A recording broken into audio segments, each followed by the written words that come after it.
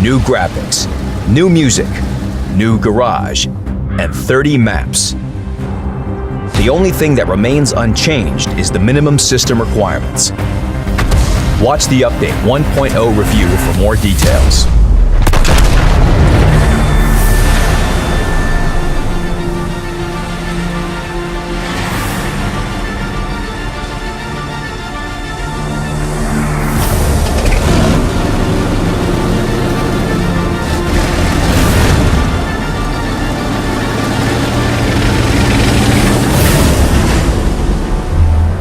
You can already see the scope of changes in the garage. The old, small, cozy garage was replaced. It's completely different. While looking at it, you don't want to say the word garage anymore. This place inspires new achievements and victories.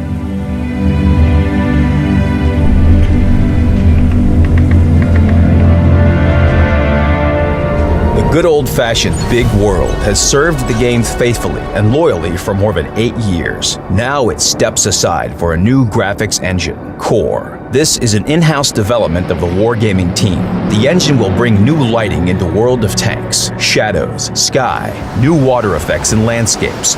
All the vegetation and the majority of objects on the maps have been rendered anew. The newest technologies allow the team to add visual effects into the game that impress with their realism.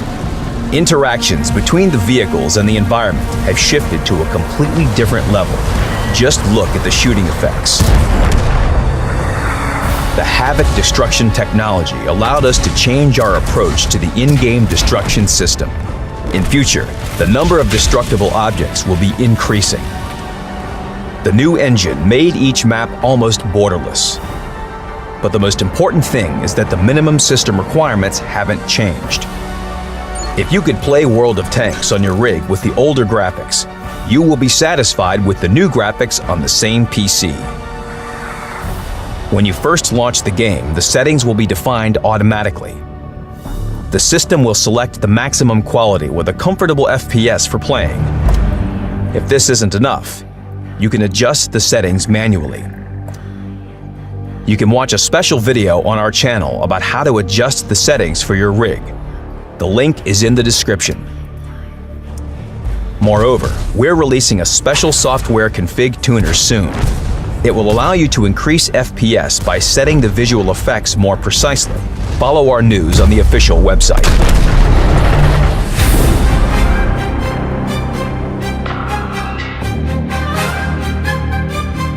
Update 1.0 will include 29 familiar maps recreated in HD. The first in-game map, Corellia, will be there as well. The remarkable mountain pass with its mountain scenery, and the beloved by many Nebelberg. The Arctic region map got new visuals and a new name. Now it's called Mannerheim Line. The Overlord map has been reworked greatly. There are some changes for almost every map. The vegetation has changed in some of the maps. Stones have appeared in some places. Some maps now have an altered landscape. From the gameplay perspective, most changes have been introduced to such maps as Ruinberg, Steppes, Fjords, Fisherman's Bay, and Erlenberg. Previously, the upper team could easily shoot through the central street from the green area on Ruinberg, while the opponents couldn't do anything about it. Now, the bottom team has a position that compensates this unfair gameplay. Both flanks have been significantly improved on Steppes. Now, the map has more cover and spots for positional warfare. This will allow for a more pragmatic approach for both attackers and defenders. Fjords has become much more picturesque, but that's not the most important aspect. The hill at the center of the map and its approaches have changed greatly. There are now fewer trees in the city. The streets have become wider and brighter. The majority of changes in the Fisherman's Bay are related to the first and second lines. We have reworked the landscape here significantly. Now it's easier to play on vehicles with bad depression angles. Apart from this, the central zone has also changed. It will be easier to spot an enemy from here. It has much more open space now. Erlenberg has changed a lot. The buildings in the central part of the map are more dense. It's harder to shoot through this area from afar now. The hills on the flanks have become mild. At the same time, there is more vegetation now. One of the primary changes is the river. Now you can cross it almost anywhere. The developers understand that good balance is important for any map. They constantly analyze statistics, read the comments on the forum, and don't stop introducing new features. The developers won't cease updating the maps after Update 1.0 is released.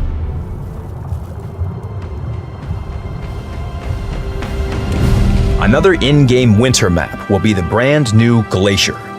To say the least, it's a very exciting map. You have to see it. The map brings players closer to the Arctic Circle. Battles will evolve around snowy, impassable mountains, in the middle of a real graveyard of huge, impressive ships. The greater part of the map is a frozen surface. In some places, the ice can even crack under heavy vehicles and they will sink. So first, you should be careful and study the map thoroughly.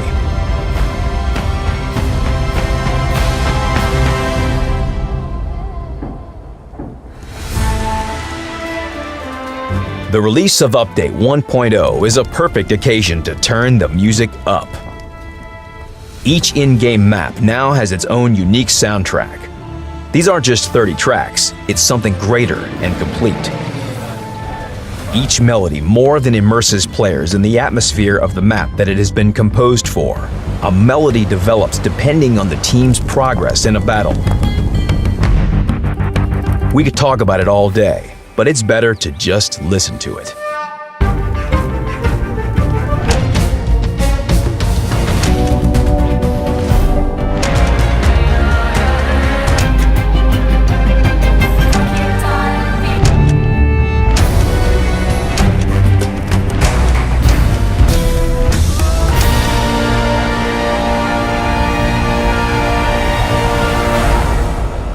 Update 1.0 is the start of a new countdown.